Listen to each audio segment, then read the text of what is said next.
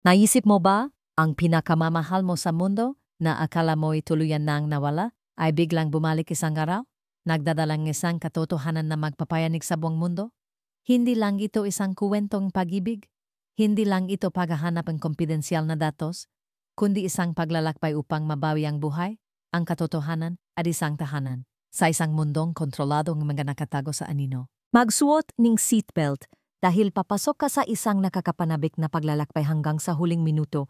Nagsimula ang kuwento, 5 araw na ang nakalipas mula ng formal akong sumali, si Philip, sa research team ni Dr. Bernardo. Sa 5 araw na iyon, nabuhay ako sa tensyon at pagingat para lang makahanap ang perpektong sandali.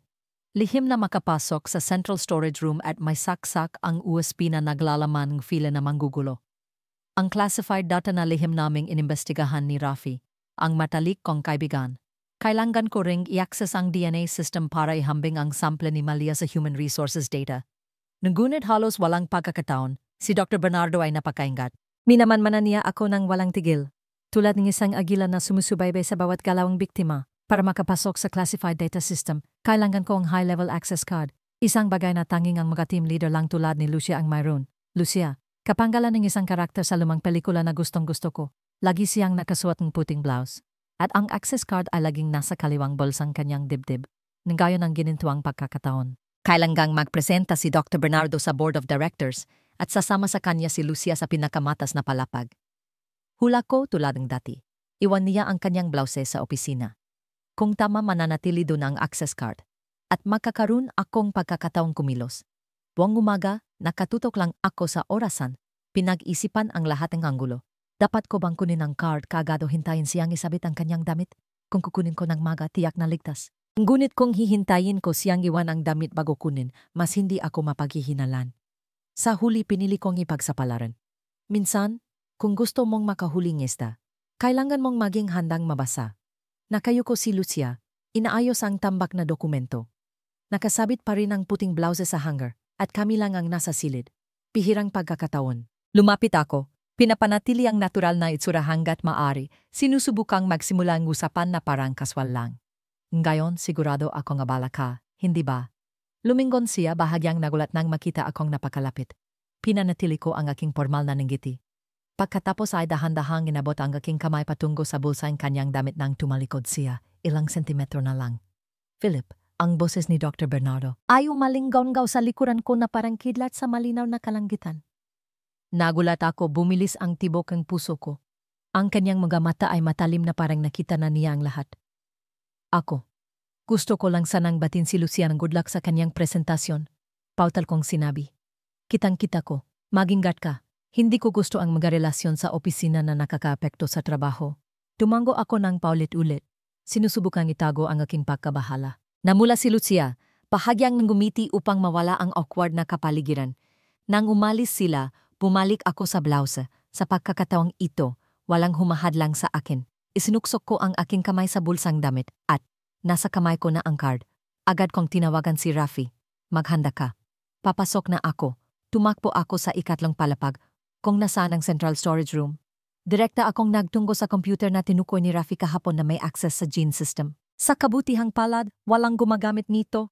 Isinaksak ko ang 2 USB, isa na naglalaman ng infiltration program, isa na naglalaman ng DNA sample ni Malia. Sinunod ko ang eksaktong tagubilin ni Rafi. In-access ko ang system at sinimula ng pagsusuri. Bumilis ang tibok ang puso ko. Lumabas ang resulta sa screen pagkatapos ng ilang minutong paghihintay. May tugma. Talagang nasa sistema si Malia. Ibig sabihin, nagtatrabaho siya sa isang espesyal na unit. Posibleng bahaging proyektong Bridge of Wisdom na sinusubaybayan ni Rafi. Sinubukan kong buksan ang karagdagang personal na file. Ngunit agad na lumabas sa screen ang babala. Limitado ang impormasyon. Kinuha ko ang screenshot. Agad kong ipinadala kay Rafi pagkatapos ay mabilis kong inalis ang USB. Lahat sa loob ng wala pang 15 minuto. Bumalik ako sa opisina na parang hindi umalis. Gulang-gulo ang isip ko, ngunit puno rin ng determinasyon. Alam kong napakalapit ko na sa katotohanan. Isang bagay na hinahabol namin ni Rafi sa lubing maraming buwan. Ngunit hindi ko inasahan na ng gabing iyon sa isang art exhibition ni Alina. Isang taong kakasimula ko palang kilalanin. Muli kong makikita ang isang taong akala ko ituluyan nang nawala sa buhay ko. Ang exhibition ay ginanap sa isang maliit ngunit komportableng art space. Medyo marami ang dumalo, Karamihan ay media at mga kaibigan sa creative industry. Balak ko lang sanang batiin si Alina, tapos umuwi na kaagad. Ngunit pagkatapos, habang tahimik akong nakatingin sa isang malaking oil painting, pakiramdam ko ay may tumitingin sa akin. Lumingon ako sa kanan. Walang nakita. Ngunit nang tumingin ako sa dulong display area, bigla akong natigilan. Isang babae. Shoulder-length na buhok, payat na panggangatawan, mahabang kulay abo na jacket. Bahagya lang niya akong tiningnan, ngunit ang matang iyon, hindi maring magkamali, Katarina, ang babaeng minahal ko ng higit sa sarili ko, ang taong pinaniniwalan kong wala na sa mundong ito. Hindi ako maaring magkamali. Mabilis akong lumakad patungo roon, ngunit agad siyang tumalikod. Lumusot sa gitnang maraming tao. Sumigaw ako ng malakas. Katarina, hindi siya lumingon, bumilis lang ang lakad. Hinabol ko siya, ngunit pinabagal akong maraming tao. Nang makarating ako sa likod ng pasilyo, nawala na siya. Nakabukas pa rin ang exit door. Nakatayo ako ng tahimik, hindi makapaniwala sa nakita ko. Talagang buhay siya. Hindi ito kutob, hindi ito panaginip, kundi totoo. Lumitaw si Katarina. At kung tama ang inisip ko, nagtatago siya. Hindi ko alam kung ano ang nangyari sa kanya pagkatapos ng mapaminsalang araw na iyon. Ngunit mula sa sandaling ito, sumusumpa ako. Hahanapin ko ang katotohanan. Hindi ako makapaniwala sa nakita ko. Naroon siya, si Katarina, ang babaeng akala ko lumisan na sa mundong ito. Nawala ko siya sa isang trahedya na hindi may paliwanag. At nang gayon lumitaw siya sa harapan ko, na parang hindi lumipas ang panahon. Lumapit ako, sinisikap pigilan ang lahat ng emosyon na bumubulwak sa aking dibdib. Bawat hakbang ay parang bumibigat dahil sa takot. Takot na mawala siyang muli, takot na ang lahat ay ilusyon lamang na nilikha ang aking isip. Katarina, nagulat siya at lumingon. Ang mga mata niya, bagaman medyo maputla at naguguluhan, ay ang mga mata pa rin na kilala ko. Nahulog ang bouquet of flowers sa lupa nang mangginig ang kanyang kamay. Sa tingin ko, malikang tong nakita. Mahina niyang sinabi, nangginginig ang boses punong pagtatanggol. Hindi kita kilala. Tumigil ako. Hindi dahil sa sinabi niya, kundi sa para ng pagsasalita niya. Ang takot, pagingat. At ang sakit sa kanyang mga mata ay hindi maaring peke. Umusad akong isang hakbang. Umurong siya, tumayo sa likod ng bato sa hardin sa tabing art gallery. Ako ito si Philip, hindi mo ba ako nakikilala? Walang sagot. Ang tanging nakita ko ay ang pagkalertong mga mata na parang hunted na hayop. Ibinaling ko ang aking boses, sinisikap na manatiling kalmado. Kung hindi ikaw si Katarina, tingnan mo ako sa mata at sabihin mong hindi mo ako kilala. Ngunit kung ikaw ang babaeng minahal ko, huwag kang magsinungaling. 1 segundo, 2 segundo, 3 segundong katahimikan. Pagkatapos ay lumandas ang luha sa kanyang pisngi. Hindi ko na kaya. Lumapit ako dahan-dahang niyakap siya. Nanigas ang kanyang katawan sa aking mga braso. Ngunit hindi siya lumaban. Ibinulong ko. Kung hindi ikaw si Katarina, itulak mo ako. Ngunit kung ikaw talaga, ang manatiling nakatayo ay sapat na. Humikbi siya, pagkatapos ay napakabagal, parang bulong ng hangin. Hindi ko kaya. Hindi ko kayang masaktan ka pa. Mas hinigpitan ko ang yakap. Buhay siya, at siya pa rin ang Katarina na minahal ko, kahit na pamilyado na ang liwanag sa mga mata niya. Ngunit naintindihan ko, mas marami siyang tinatagong lihim gayon kaysa dati. Katarina nangginginig akong umalis sa exhibition area, lumakad ng walang patutungguhan na parang hindi na sa akin ang mga pako.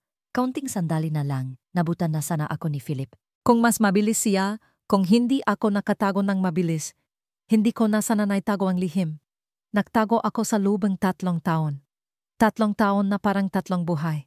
Akala ko ay patay na ako, sa matang mundo, sa aking palagay. Nang araw na iyon, habang nililiguan ko si Chloe, ang aking maliit na anak na babae at ni Philip, isang grupo nga estranghero ang pumasok sa bahay. Hindi pa ako nakakareact nang maramdaman ko ang isang matalim na bagay na tumusok sa aking kamay. Pagkatapos nun ay lumabo ang lahat. Nakita ko lang si Chloe na nadulas sa aking mga braso. Pagkatapos ay nalubog ang lahat sa dilim. Nagising ako sa isang silid na walang bintana. Nakatali ang 2 kong kamay. Nakatakip ang bibig. At sa harapan ko, siya. Perswas, akala ko ay makakalis ako sa kanya. Pagkatapos matapos ang proyekto, gusto kong ipagpalit ang aking kalayan at ang aking kapatid.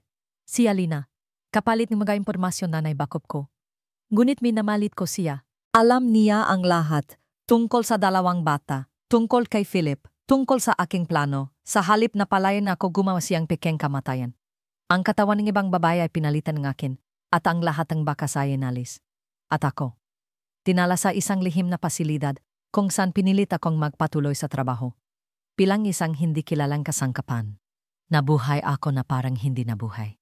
Walang nakakaalam na buhay pa ako maliban sa kanya. Hindi ko nga alam kung nasaan ang anak kong gayon, kung buhay pa ba siya. Bawat araw na lumipas ay isang pakikipaglaban sa kawalan ng pag-asa. Dalawang bagay lang ang nagpapanatili sa akin. Ang alala ni Philip at ang tawa ni Chloe sa aking isip. Bumalik ako sa inupahan kong apartment sa ilaliming Peking Pangalan, kung saan ako nagtago mula nang tumakas ako sa Europa. Nang isara ko ang pinto, bumagsak ako sa sahig, humagulhol. Pagod ako, miss ko ang anak ko, miss ko si Philip. Naalala ko ang mga umaga na nagdadala siya ring pancake sa kama. Naalala ko kung paano niya inilalagay ang kanyang kamay sa aking tiyan nang ako'y buntis at bumubulong ang mga nakakatawang panggalan para sa mga bata. Ngunit hindi ako maring bumalik. Hindi ko maring ilagay si Philip sa pangganib dahil lang sa kahinaan ko. Pinuksan ko ang kahon na nakatago sa ilalim ng kama, kung saan nakatago ang lahat ng ebidensya na nakalap ko tungkol kay Persuas at sa proyektong Bridge of Wisdom. USB kopyang mga dokumento, audio recordings, lahat ay naroon. Bilang paalala na hindi pa ako makakabitaw. Nakita ako ni Philip. Ibig sabihin, wala na akong oras. Bukas, muli kaming magkikita sa isang disenteng paraan. At sa pagkakatawang ito, hindi na ako magtatago. May utang akong katotohanan sa kanya. May utang ako sa aking anak ng isang pagkakataong mabuhay. Kahit para anong kapalit. Niyaya ko si Philip sa isang coffee shop sa tabi ng Ilogang Pasig, kung saan ang sikat ng araw sa hapon ay sumisinag sa lumang kahoy na bintana na sumasalamin sa kumikinang na tubig. Tahimik, walang masyadong kamera. Perpekto para sa isang tadanang pagkikita. Dumating siya ng maga. Ang parehong mga mata. Tapat at malalim. Ngunit ngayon ay mayroon ng nagtatagong pag-alala. Alam kong nagbago siya. Nagiwan ng marka ang panahon at pagkawala. Umupo kami, walang nagsalita. Bawat isa ay naghihintay sa isa na magbukas ang kwento. Sa huli binuksan ko ang aking bag at inilagay sa mesa ang isang file folder at ang USB. Ito ang lahat ng mayroon ako. Tungkol kay Persuas, tungkol sa proyekto, tungkol sa dalawang bata. Nagsimula akong magkuwento. Tungkol sa araw na iyon ng tadhana. Tungkol sa silid na walang bintana. Tungkol sa pagkapilit sa akin na magtrabaho para sa isang organisasyon na nagnakawang kalayan ng 12-12 ng tao. Sinabi ko rin ang tungkol kay Oliver, ang sanggol na isinilang ko ng lihim na hindi ko pa nakikita. Walang sinabi si Philip. Tahimik lang na nakinig. Nang ako'y magpatit-patit sa pagsasalita, inabutan niya akong tubig. Nang tumigil ako, nagtanong lang siya, "Alam mo ba kung nasaan ang mga bata?" Umiling ako. Si Chloe ay kinuha mula nung araw na iyon. Naniniwala akong pinalaki siya sa isang pamilyang malapit kay Persuas. At si Oliver, alam ko lang nabuhay siya. Mahigpit na kinuyom ni Philip ang kanyang kamao. Inilagay ko ang aking kamay sa kanyang kamay. Ayoko nang tumakas. Kung handa ka, tapusin natin ito. Matagal niya akong tiningnan. Pagkatapos ay inilagay niya ang isa pa niyang kamay sa kamay ko.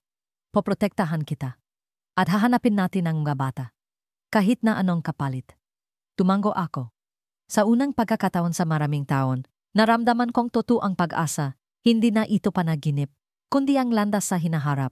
Nang gabing iyon, ako si Rafi ay nakatanggap ng tawag mula kay Philip. Ang kanyang boses ay paos puno ng emosyon. Buhay siya, Rafi. Napatayo ako sa dilim na silid, nakakapit sa tenga ang telepono, parang yelo ang utak ko. Katarina, bulong ko.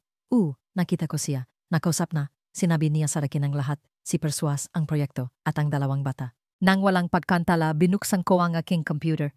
At agad na in-access ang pansamantalang sistema na in-install ko sa telepono ni Philip.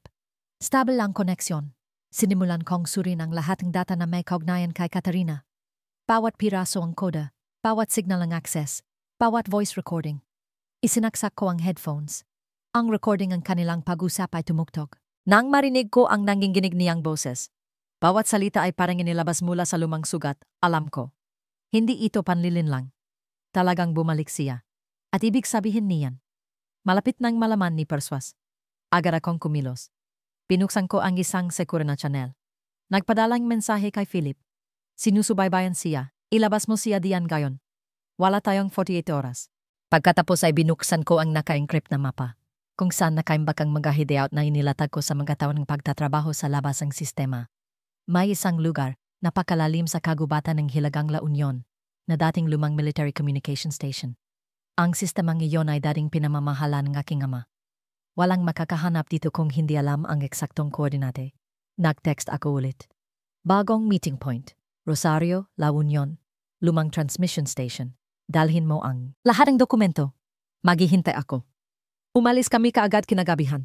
Nakaupo si Katarina sa likod. Balot na balot ng jacket. Mahigpit na nakahawak sa kanyang bag na parang niyayakap ang huling buhay. Ako ang nagmamaneho at si Philip ay walang imik. Naintindihan niya. Hindi kampi sa atin ang oras. Halos 9 na oras ang biyahe.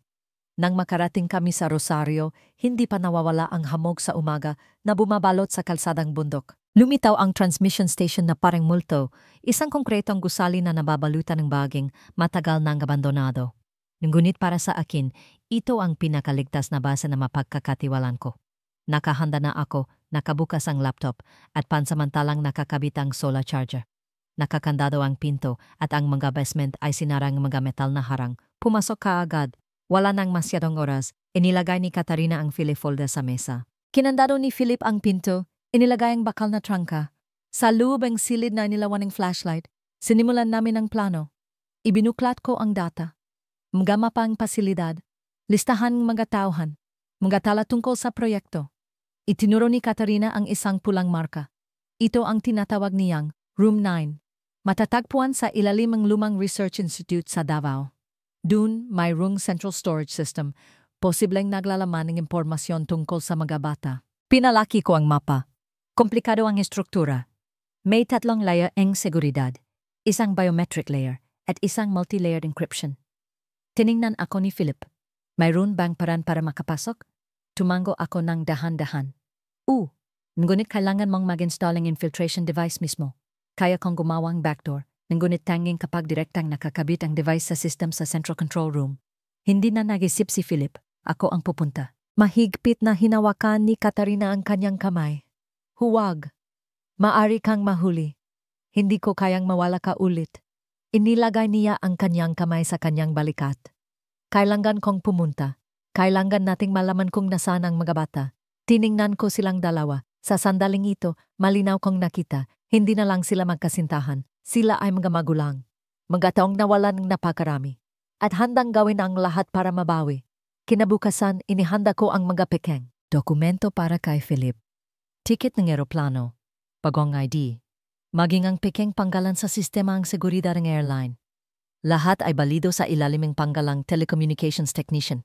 Bago siya umalis, sinabi ko, huwag mong gamitin ang totoong telepono. Makipag-ugnayan lang sa pamamagitan ng encrypted device na ibinigay ko.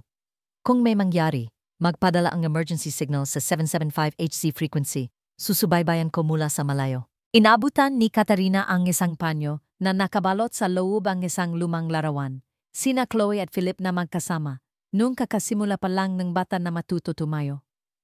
Dalhin mo ito, para malala mo kung bakit kailangan mong bumalik. Tumango si Philip. Wala nang pag-alinlangan sa kanyang mga mata, tanging determinasyon na lang. Nang umalis ang sasakyan sa istasyon, nakatayo ako sa bubong. Pinapanood ang naglalahong ilawang likod sa hamog ang bundok. Nagsisimula na ang isang bagong laban. At sa pagkakataong ito, hindi lang kami lumalaban para sa katotohanan, kundi para sa pamilya, para sa mga inosenteng bata, para sa isang kinabukasan na hindi na kontroladong dilim. Ang flight papuntang Davao ay naganap ayon sa plano. Sa bagong pagkakakilanlan bilang teknisyan na Julian Torres, ako, si Philip, ay nakalusot sa security checkpoints ng walang kahirap-hirap. Walang naginala sa lalaking nakasuot ng kulay abon na polo, may dalang kahon ng kagamitang technical at pekeng ID. Umupa akong isang malit na silid malapit sa lumang research institute na ngayon ay nakarehistro na sa panggalan ng isang pribadong pharmaceutical company. Sa labas mukhang abandonado ang gusali. May alikabok ang mga bintana, kalawangin ang gate, ngunit alam ko, patuloy pa rin ang mga operasyon sa loob. Ginugol ko ang buong araw sa pagmamasid. Itinala ko ang mga patrol routes, ang daming mga empleyadong lumalabas-masok, ang lokasyon ng mga kamera, at pinakamahalaga, ang entrance sa ilalim ng lupa. Ayon sa data na ibinigay ni Rafi, ang central control room ay matatagpuan 3 palapag sa ilalim ng lupa, protektadong 3 security layers, card key, biometrics, at dynamic password. Nang gabing iyon, sinimulan kong kumilos. Nakitim na damit ako, magan, may dalang infiltration device na ginawa ni Rafi. Sa aking bulsa ay may runding signal amplifier, isang folding knife, isang red light flashlight at isang silent taser gun. Ang tanging daan papasok ay sa pamamagitan ng lumang drainage system na matatagpuan sa likod ng dingding sa kanlurang bahaging institusyon. Dahan-dahan akong gumapang sa drain pipe. Ang mahinang ilaw mula sa flashlight ay tumama sa madilim na tubig. Amoy amag ang paligid, ngunit hindi ko ito pinansin. Pagkatapos ng halos 200 metro, narating ko ang daan papunta sa secondary basement. Elektronikong nakakandado ang bakal na pinto. Eksaktong guri na program ni Rafi ang device para buksan. Isinaksak ko ang device sa control panel. Kumurap ang berdeng ilaw. 10 segundo. 20. Tapos click, bumukas ang pinto. Pumasok ako. Madilim sa loob. Gumalaw ako malapit sa dingding, iniwasan ang mga infrared camera. Isang guwardiya ang duman sa pasilyo sa harap. Nagtago ako sa dingding. Hinintay siyang lumayo bago ako nagpatuloy. Narating ko ang palapag, 3 pagkatapos ng halos 15 minutong tahimik na pagalaw. Sa harapan ko ay isang malaking pinto na may nakaukit na. Central Control Area, Room 09. Narito na, isinaksak ko ang device ni Rafi sa connection port sa gilid ng control panel. Sa aking tainga umalinggaw ang signal. Nakakonekta na, ina-decrypt ko ang unang layer, 30%, 45%. Pinigilan ko ang hininga ko. Kumalat ang pawis sa aking noo. Isang tunog ang yapak ang umalingaw-ngaw mula sa pasilyo. Nagsisiksikan ako sa dingding, patay na ang flashlight. 65%, 82%. Malapit na, huwag kang gumalaw. Isang ilawang flashlight ang sumakop sa pasilyo. Lumapit ang anino ng guwardiya. Tumigil siya, tumingin sa akin.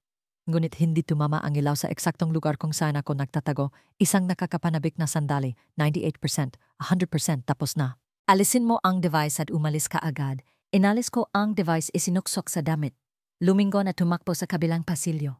Ngunit nang marating ko ang dulong pasilyo, umalinggaw-ngawang siga mula sa likuran. Huminto. Sino iyan? Wala nang pagpipilian. Kinuha ko ang taser at direktang pinaputukan ang lumapit.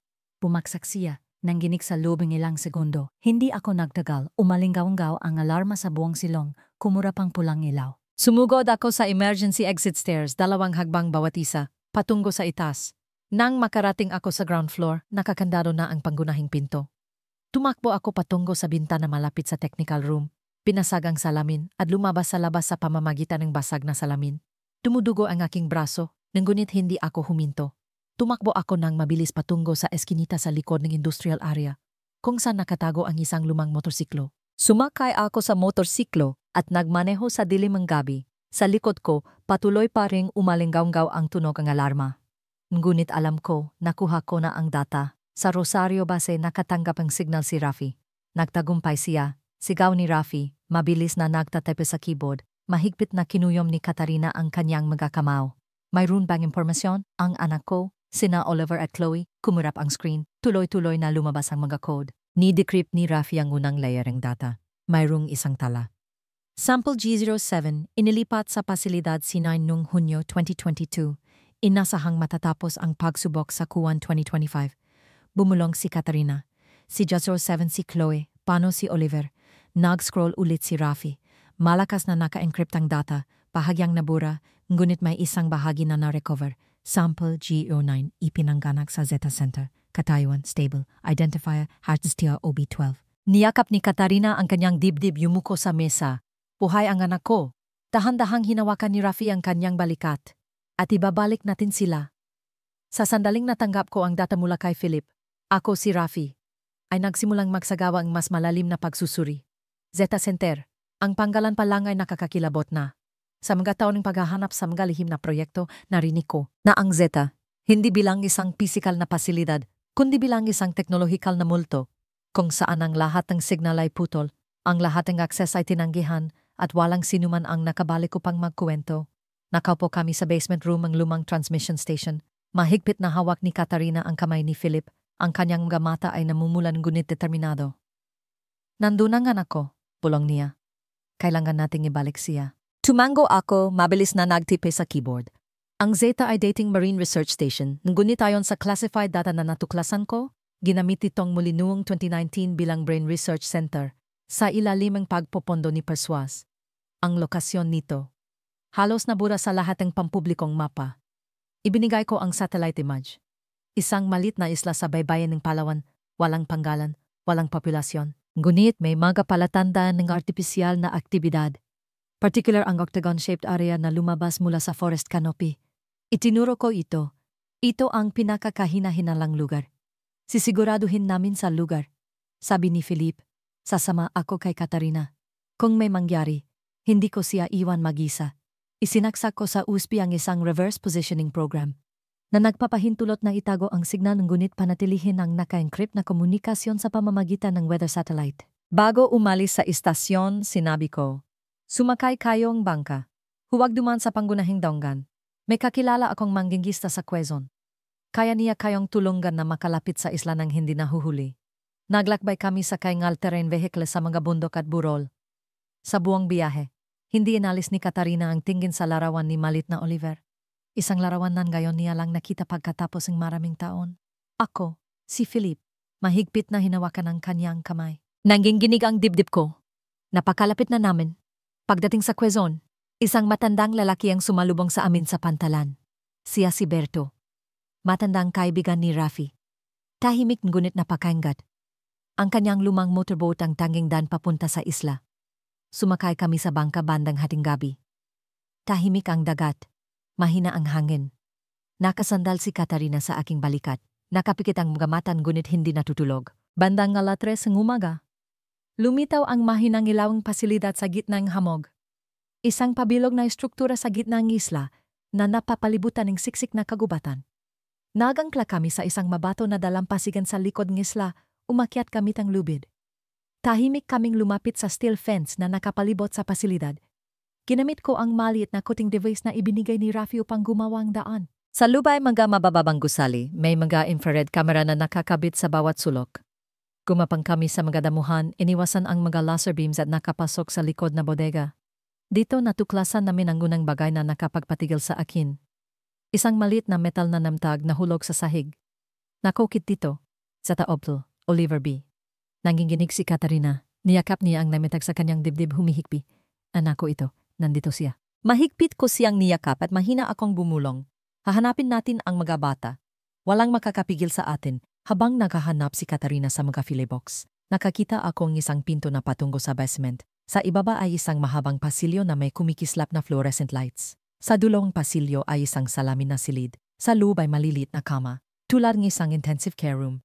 At dun, isang batang lalaki ang natutulog. May ID card sa leg, ZTA o B12. Hindi ako makapaniwala sa nakita ko. Sinenyasan ko si Katarina. Tumakbo siya, idinikit ang kanyang kamay sa salamin. Lumabas ang luha. Oliver, nandito si nanay. Mula sa likuran ay narinig ang magayabag. Lumingon kami. Isang grupong mga taong nakasuot ang puting protective gear ang papalapit. Hinawakan ni Katarina ang aking kamay. Nahuli tayo. Pero hindi ako aalis. Hindi ako aalis dito hanggat hindi ko naibabalik ang anak ko. Kinuha ko ang emergency signal device. Agad na umaling gawang alarma sa buong pasilidad. Kumurap ang pulang ilaw. Alam ko, natanggap na ni Rafi ang signal. Tapos na ang laro. Alinman sa alis kami dito kasama si Oliver. O hindi na kailanman. Ang tunog ng alarma ay umaling gawang sa buong pasilidad ng Zeta. Patuloy na kumurap ang pulang ilaw. Nagbibigay ang kulay dugo sa dating madilim na pasilyo. Ako, si Philip, mahigpit na hinawakan ang kamay ni Katarina. Hinila siya pabalik sa likod ng dingding malapit sa salamin na silid. Natutulog pa rin si Oliver. Walang galamang bata, hindi niya naintindihan na sa labas. Isinasapalaran ng kanyang mga magulang ang kanilang buhay upang iligtas siya mula sa lugar na ito. Nanginginig ang boses ni Katarina. Paano buksan ang pintong silid? Lumingon ako. Sa kanan ay may control panel. Ang screen ay nagpapakita ang lock status. Locked by administrator's biometrics. Walang simpleng paraan para i-crack ito. Kinuha ko ang decryption device na ibinigay ni Rafi. Isinaksak sa backup port sa ilalim ng control panel. Sa aking headset, umaling gawang boses ni Rafi. Nilalogin ako sa system. Subukang manatili sa posisyon sa loob ng 3 minuto. Tumango ako, hinila si Katarina sa likod ng malalaking file boxes para magtago. Umaling gawang tunog ng mabibigat na yapak. Pumasok na ang security team sa lugar. Isang grupong mga taong nakasuot ng itim na uniforme ang dumaan sa pasilyo. Pinilang ko ang hindi bababa sa 5 tao. Pinigilan ni Katarina ang hininga niya. Mahigpit pa ring yakap ang metal na metag ni Oliver. 1 minuto 20. Nalampasan ko na ang unang firewall. Anunsyo ni Rafi. Pinanatili ko ang tingin sa pasilyo. Isa sa mga guwardiya ang tumigil, lumingon patungo sa salamin na silid. Alam ko Kung umusad siyang 3 metro pa, makikita niya kami. Hindi na ako makapaghintay. Kinuha ko ang taser, inasinta ng tumpak at binaril. Ang kuryente ay lumabas ng walang malakas na ingay, ngunit sapat na para bumagsak ang guwardiya at mawalan ng malay. Ang iba ay lumingon ng mabilis. 2 minuto 30. Huling layer ang encryption. Tumayo si Katarina, sumugot patungo sa control panel. Rafi, buksan mo ang pinto ng gayon. Palapit na sila. Buong lakas ko siyang hinila pabalik sa tamang sandali na may sunod-sunod na rubber bullets na bumaril sa amin mula sa dulong pasilyo. Gumulong ako sa kaliwa at binaril pabalik. Gumawang malinaw na click ang control panel. Bumukas ang salamin na pinto. Sumigaw si Katarina. Oliver, tumakbo siya papasok. Lumuhod sa tabing kamang anak niya. At binuhat ang bata. Kumurap si Oliver, lumingon ng naguguluhan. Nanay, nandito si nanay. Nandito si nanay, anak ko. Huwag kang matakot. Tumakbo ako papasok, humarang sa harapan nila. Rafi, exit. Ang auxiliary door sa kanluran, pasilyo numero 2, may technical vehicle. I-open ko remotely ang gate. Umalis na kayo agad. Sumugot kami sa pasilyo. Nakabalot si Oliver sa jacket ni Katarina. Patuloy pa rin ang pagalingonggaw ng alarm sa likuran namin. Isa pang guwardiya ang humarang sa dayan. Hindi ako nagatubili, binaril ko siya sa binti. Bumagsak siya, humihikbi, ngunit hindi ako huminto. Pagdating sa auxiliary door, tulading sinabi ni Rafi, may isang maliit na truck na nakabukas ang kandado. Tumalon ako sa driver's seat. Niyakap ni Katarina ang anak sa likod. Mahigpit kang kumapit. Humagis ang sasakyan sa bagong bukas na auxiliary gate. Sa likuran, hindi pa rin tumitigil ang alarm. Nakita ko ang dalawang sasakyan na humahabol na nakabukas ang mga ilaw. Masikip ang kalsada sa paligid ng isla. Mabilis akong lumiko sa isang gilid ng bundok. Nagmaneho pababa sa isang trail na patungo sa timog na dalampasigan, kung saan ang meeting point ni Berto. Nandun pa rin ang kahoy na bangka. Naghihintay na si Berto. Nakabukas na ang makina. Bigla akong nagpreno. Tumalon si Katarina na niyakap ang anak. Inyurong ko ang sasakyan at malakas na binangga sa isang puno na humarang sa daan para harangan ito. Palapit na ang mga humahabol. Tumalon ako sa bangka. Berto, takbo. Humagis ang bangka sa dagat. Bumalik kami sa Rosario pagkatapos ng halos 10 oras na paglalayag. Nakatulog si Oliver sa bisig ng kanyang ina. Tiningnan ko si Rafi na naghihintay sa pantalan, namumula ang kanyang mga mata. Paano ang sanggol? Mahina ang tanong ni Rafi. Medyo okay, naguguluhan pa rin siya, pero buhay siya, at ngayon, ligtas na siya. Umupo si Katarina sa kahoy na hagdan, niyakap si Oliver at humagulhol. Umupo ako sa tabi niya, inakbayan ang magina. Nang gabing iyon, kaming tatlo ay natulog sa isang maliit na silidang transmission station, walang nanaginip, walang nagsalita. Ngunit sa aking puso, ay ang kapayapaan na hindi ko pa naranasan sa lubing maraming taon. Kinabukasan, pumasok si Rafi na may dalang isang bundling dokumento. Na-decrypt ko na ang buong huling bahaging data mula sa Room 9. Ito ang mga ebidensya na maring magpataw ang pinakamatas na kaso laban kay Persuas. Tiningnan ko si Katarina. Tumango siya. Kung gayon, oras na para tapusin ito. Mahigpit kong hinawakan ang kanyang kamay. Ang huling bahagi ay ang katotohanan. Ang bukang liwayway ay nakalating mahinang sikat ng araw sa bubong lumang transmission station sa Rosario. Pagkatapos ng pinakamahabang gabi sa buhay ko, sa wakas, unti-unti nang nagtatapos ang lahat. Ako, si Philip, nakaupo sa harapang laptop screen kasama sina Rafi at Katarina. Sa labas, mahimbing paring natutulog si Oliver sa bisig ng kanyang ina. Regular ang pagingabilang palala na tama ang ginawa namin. Inilagay ni Rafi sa harapan namin ang isang printout ng data na halos 100 pahina ang kapal, sariwa pa mula sa printer. Malinaw na ang mga bakas ni Persuas. Narito ang lahat ng ebidensya. Illegal experiments, pilit na partisipasyon. Pagpapalsipika ang mga record. At paggamit ng mga bata sa neurocontrol research. Sabi ni Rafi, tensyonado ang boses. Tumango ako. Ngayon kailangan nating i-publish ito. Ngunit hindi ito maaring idan sa karaniwang media. Mari silang suhulan. Kailangan namin ng channel na sapat na malaki, sapat na independyente. Pumitik si Rafi.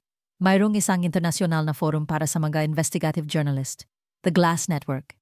Hindi nila inilalantad ang pagkakakilanlan ng nagpadalan, ngunit mayroon silang napakahigpit na sistemang verifikasyon. Kung i-publish nila ito, malalaman ng buong mundo. Nagsalita si Katarina. Ngunit hindi mananahimik si Persuas.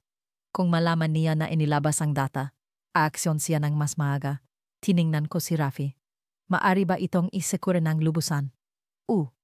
Ay i-encrypt ko ito sa 3 layers, ipapadala mula sa secondary satellite station sa Batanes Island, at isasama ko rin ang video. Tanong ko, Anong video? Ito mismo ang video ng pagliligtas ninyo ni Katarina kay Oliver. Naitalang kamera sa suot mong device ang lahat. Gagamitin natin ang mga larawang iyon bilang live evidence. Nang hapong iyon, natapos namin ang lahat ng file. Nag-encrypt si Rafi. Nag-upload sa pamamagitan ng transmission station at ipinadala sa The Glass Network. Matapos makatanggap ang kumpirmasyon, isa na lang ang natitira. Maghintay. Pagkatapos ng 3 araw, sumabog ang buong mundo. Inilabas ng The Glass Network ang buong filing kaso sa kanilang homepage at sa pamamagitan ng mga internasyonal na media partners. Tinawag nila itong Project Bridge of Wisdom, The Dark Truth Behind Human Mind Control Technology. Ipinakita ang video ng pagliligtas kay Oliver na nagdulot ng pandaigdigang galit. Agad na nagbukas ang investigasyon ng International Human Rights Organization. Nakipagtulungan ang Philippine Federal Police sa Interpol upang tugisin ang mga taong kasangkot. Sa loob lamang 48 oras, 5 lihim na pasilidad ni Persuas ang ni-raid. At pagdating ng umaga ang ika-4 na araw, nahuli siya, hiniling kaming magpatutu. Ngunit sa pagkakataong ito, hindi na kailangang magtago. Kami, si Katarina at Rafi, ay protektado sa ilalim ng espesyal na programa para sa mga testigo. Dinala si Oliver sa isang mental health facility para sa assessment. Ngunit sinabi ang doktor na bukod sa ilang minor disturbances dahil sa prolonged isolation, siya ay lubos na malusog. Sa arawang paglilitis, hinawakan ko ang kamay ni Katarina at umakyat sa podium. Sa ibaba 12-12 ng mamamahayag, opisyal, at mamamayan ang nanonood. Dinala si Persuas, wala na ang kayabangan sa kanyang muka. Nang magtama ang kanyang tingin at ni Katarina, hindi siya umiwas. Direkta siyang tumingin. Ang tingin ng isang ina na nabawi ang kanyang anak at hindi na natatakot. 1 buwan pagkatapos, umalis kami sa Pilipinas. Nagpasya si Rafi na manatili. Nagbukas siyang isang non-profit cybersecurity center na tumutulong sa mga biktima ang pagsubaybay at pagnanakawang personal na data. Sinabi niya, sapat na, ngayon na ang oras para gawin ang tama sa publiko. At ako at si Katarina ay dinala si Oliver sa isang mapayapang rural na lugar sa Hilagang, Espanya, kung saan may isang malit na komunidad na tumulong sa amin sa simulang ngaming investigasyon. Nagbukas akong malit na coffee shop. Nagtuturo si Katarina ng pagpipinta sa mga bata. Nag-aral si Oliver sa paralan ngayon. Mabagal, simpleng buhay. Ngunit amin ito, isang hapon, habang nagayos ako ang libro sa estante, tinanong ako ni Oliver, "Tatay, saan po ba ako noon?" Niyakap ko ang aking anak at ibinulong. Sa isang madilim na lugar. Ngunit ngayon ay nakawi ka na. At dito liwanag na lang. At sa gayon, natapos na ang paglalakbay na tila imposible. Hindi sa pamamagitan ng putok ng baril o usok ng apoy, kundi sa liwanag ng katotohanan, sa yakap ng isang ina, isang ama, at ningigiting isang bata. Minsan kailangan tayong dumaan sa dilim. Ngunit kung hindi tayo bibitaw, naghihintay ang liwanag sa dulong kalsada. Salamat sa pakikinig. Kung ang kwentong ito ay nakantig sa iyong puso, huwag kalimutang ibahagi ito. Dahil sino ang nakakalam? Baka may nangangailangan din ng kislap ang pag-asa. Hanggang sa muli. Sa susunod na mga kwento,